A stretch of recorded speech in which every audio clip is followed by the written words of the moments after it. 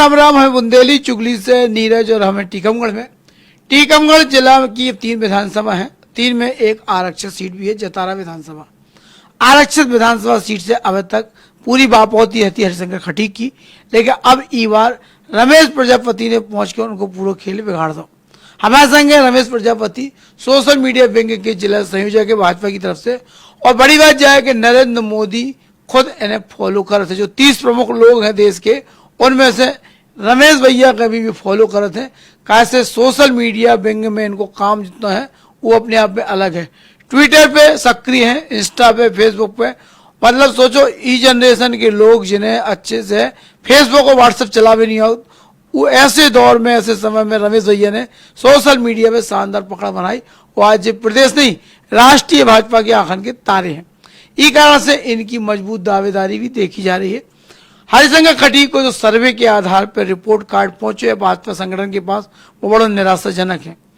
भाजपा के एक एक सीट बचावे की दंदफरी है, और ऐसे में अगर जतारा भी चली जा रही तो किलकिल पैदा हो जाए। एक चुनाव जीते के बाद मंत्री बने हरिशंकर खटीक ने अपने कार्यकाल में जो कछु वो अगले चुनाव में उन्हें काटने आओ और चुनाव हारे। पिछले बार कहा कि कांग्रेस को पैक्ट होगा अन्य दल से, और इस कारण से भैया हरिशंकर खटीक की राह आसान हो गई और हरिशंकर खटीक चुनाव जीत गया। हालांकि बहुत बड़े अंतर से चुनाव नहीं जीत पाए, लेकिन ई पंचवर्षीय में हरिशंकर खटीक के जो काम है वो के लेके लोग उड़ान दे रहा, जनता भी उड़ान दे रही और असंतुष्ट भी लोग हैं। कई ऐसे घटनाक्रम हैं जो चारित्रिक रूप से भी भाजपा की छवि के धूमिल करने में लगे हैं। जतारा क्षेत्र में अगर चले जाओ तो जनता गरियात फिर रही। ऐसे में भाजपा की इज्जत और सीट बचावे को बड़ा चुनौतीपूर्ण स्थिति बनी है। उधर पे कैसे बचे जो देखे वाली बात है। लेकिन फिलहाल जो दावेदार हैं उनमें से प्रमुख रूप से रमेश प्रजापति अब अपनी महत्वपूर्ण भूमिका निभा रहे हैं। पेशे से ठेकेदार हैं और जीवन भर से भाजपा से जुड़े हैं।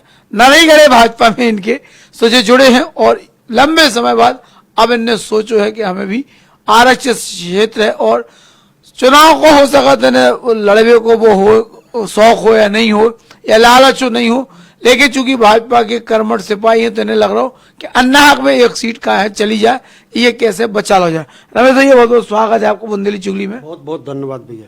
रमेश भैया, आप जतारा क्षेत्र में दावेदारी कर रहे हो और मूल रूप से आप रहने वाले जतारी को हो कि आपकी कर्मभूमि वह है और जन्मभूमि टीकमगढ़ है?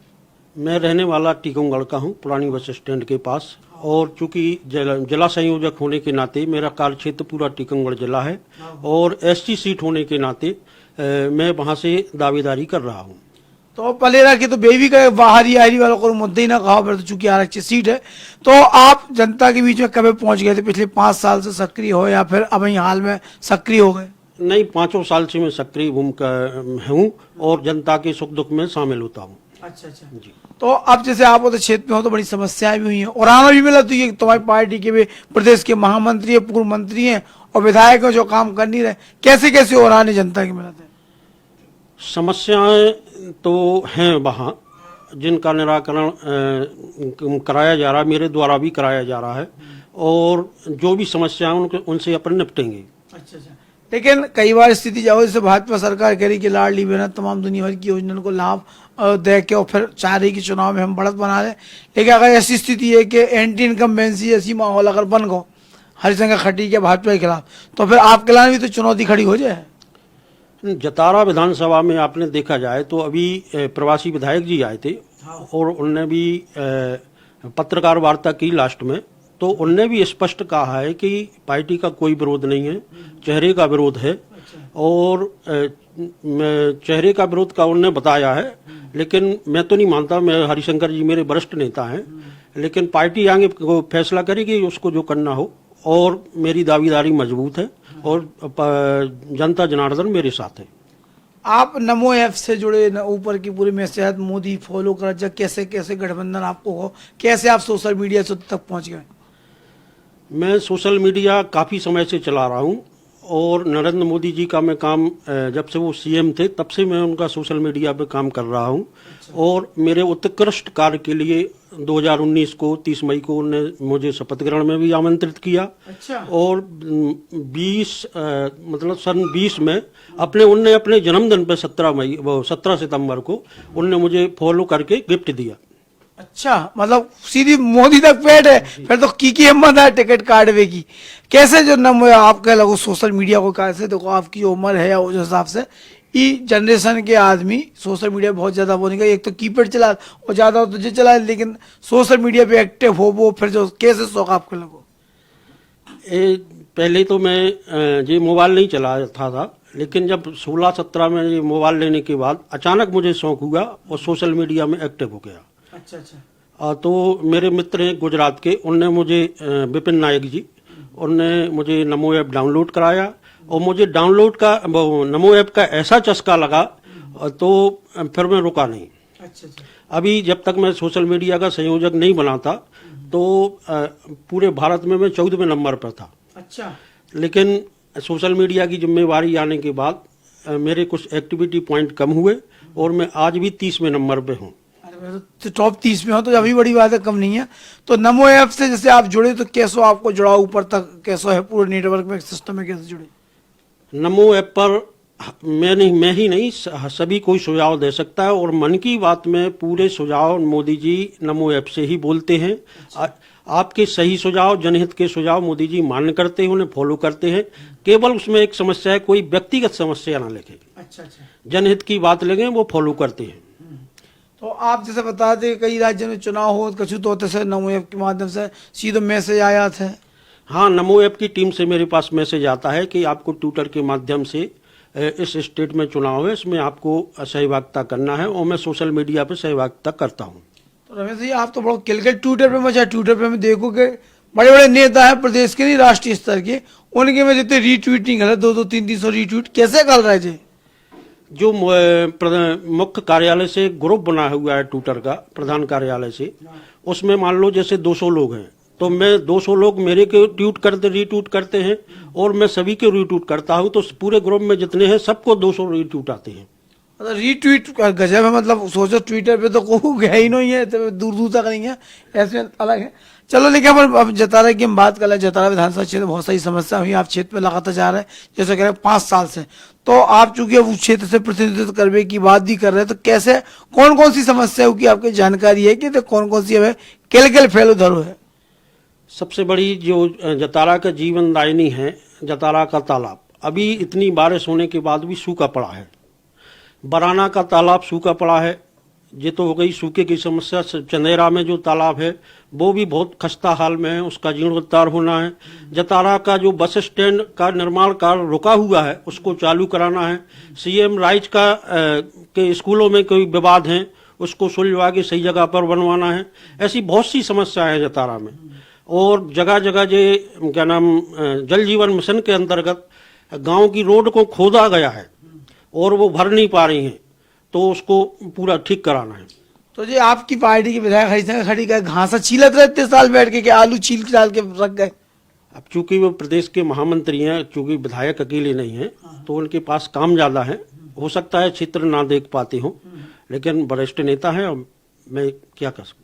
लेकिन भाजपा वाले तो कह रहे हैं घूरो छोड़ो वाली स्थिति है, या तो कर पा रहे तो करो, नहीं तो ना के वहां जाओ। खैर जो अंदरूनी है स्थिति है, लेकिन जो आपकी समस्या आपने बताई तो गंभीर है। और कौन योजना जैसे व्यवसाय रोजगार के लेकर बड़ी स्थितियां खराब है, रोजगार है नहीं है, रोजगार विहीन क्षेत्र है, तो ऐसे के लेकर कुछ दिमाग में विजन प्लान है आपके?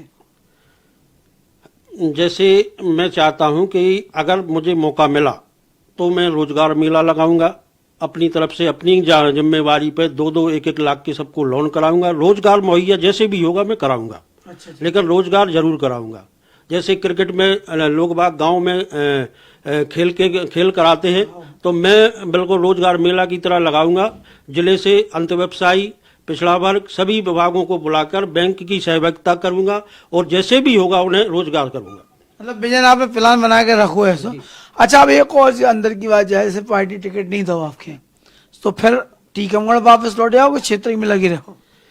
देखो, जिला की जिम्मेदारी होने के साथ मैं तो पूरे जिला में रहता हूँ और पार्टी का काम करूंगा, कोई विद्रोह नहीं करूंगा। और मैं काफी, मतलब मेरा नाम मोदी जी ने काफी सम्मान दिया है, तो मैं पार्टी से विद्रोह की सोच भी नहीं सकता। अब जैसे जो सर्वे अमित शाह को भारतीय जनता पार्टी को केंद्रीय प्रदेश नेतृत्व ने सर्वे कराओ, उस सर्वे में आप सबसे ऊपर आ गए, तो इसमें नेतन के तो बड़ी मिर्ची लगा, तो ये घबरा रहे होंगे कि ये कहाँ से आ गए, तो आप कैसे लगा कि कुछ व्यवहार बदल गो नेतन को कि पहले ही ऐसा है? भारतीय जनता पार्टी में कहीं भी कुछ भी हो सकता है। एक जनरे को भी मतलब छोटे आदमी प्रधानमंत्री बन सकते हैं, और ऐसा केवल भारतीय जनता पार्टी में होता है। इस बार मुझे पूरी उम्मीद है कि भारतीय जनता पार्टी मुझे मौका देगी और मैं जनता की सेवा करूंगा। रमेश भाई, ये तो चलो ठीक है, भाजपा ने मौका दे दो, अब कांग्रेस से किल भी दो, किरण अहिरवार फिर रही, 2-3 जन और फिर रहे, बाहुल्य की को है ऊपर सीट पे, अहिरवार वोटर ज्यादा है, प्रजापति है, जातिवाद को समीकरण का है होते को। उस विधानसभा में 40,000 के समथिंग अहिरवार वोट है, 10 से 15,000 के बीच में, 12 से 15,000 के बीच में प्रजापति समाज का वोट है, और चड़ार समाज का है जो एससी में आती है, कुछ राय समाज है, मतलब आंकड़ा बराबर का है। और पूरा सवर्ण भारतीय जनता पार्टी के साथ है, पूरा पिछड़ा भारतीय जनता पार्टी के साथ है। इस हिसाब से कोई भी टक्कर देने की स्थिति में नहीं है। जतारा विधानसभा एक ऐसी विधानसभा है कि भारतीय जनता पार्टी शुरू से मजबूत रही है। जब मध्य प्रदेश में भारतीय जनता पार्टी नहीं थी, तब भी वहां सबसे पहले चेयरमैन चुना गया था भारतीय जनता पार्टी का। संगठन बहुत मजबूत है, क्योंकि अभी नेताओं को, मतलब पुराने नेताओं को किनारे लगाया गया है, लेकिन मैं पुराना नेता होने के नाते पूरी पुराने कार्यकर्ता मेरे साथ हैं और नए कार्यकर्ता भी मेरे साथ होंगे। पर मतलब पुरानिया भी उतनी से रहेगा वे हमारे ख्याल से। हाँ, नहीं, खरगापुर से। अच्छा, खरगपुर अच्छा था उस समय का। अच्छा, अब जब जतारा हो गए, लेकिन आप कैसे कह रहे हैं कि जब इतने 40,000 करीब अहिरवार है, तो जाति के आधार पर अगर चुनाव होता तो भाजपा के लिए करना पड़ेगा चुनाव, अगर कांग्रेस ने कोनो अहिरवार को उतारता तो? कोई कर रहा नहीं है। कांग्रेस से 35 लोग लगभग टिकट मांग रहे हैं। अच्छा, और 35 को तो टिकट मिलेगा नहीं, उन्हीं में विद्रोह होगा और भारतीय जनता पार्टी आराम से चुनाव निकालेगी। मतलब कांग्रेस को विद्रोह को फायदा भाजपा ले जाते हैं जी। तो भाजपा भी तो विद्रोही है, तो कौन कम दावे देते, अभी तो लगी है, लाइन लगी है। ऐसा कुछ नहीं है। भारतीय जनता पार्टी का कार्यकर्ता भारतीय जनता पार्टी के साथ रहता है।